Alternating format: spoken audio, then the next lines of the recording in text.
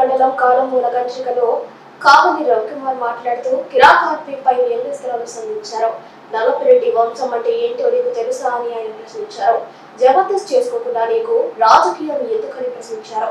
నల్లపరెడ్డి చోటుకొస్తే తాట తీస్తామని ఆయన వార్నింగ్ ఇచ్చారు.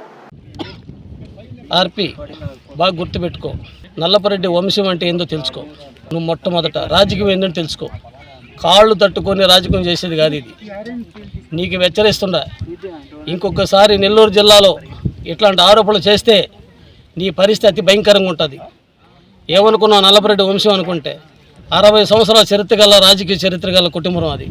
ఆ కుటుంబాన్ని విమర్శించే అర్హుడు నువ్వా? ఎక్కడ వాడివి, ఏడ మాట్లాడుతున్నావు, ఏం చేస్తున్నావు? తాట తీస్తా ఇంకొకసారి ఇట్లాంటి విషయాలు కానీ నువ్వు ఆర్పీ నీకు చెప్తుండా. ఇట్లాంటి విషయాలు కానీ ఎక్కడన్నా మెదిపినట్టు జరిగితే బట్టల ఓడదీసి నెల్లూరు వదిలిపెట్టిందా కొడతాం.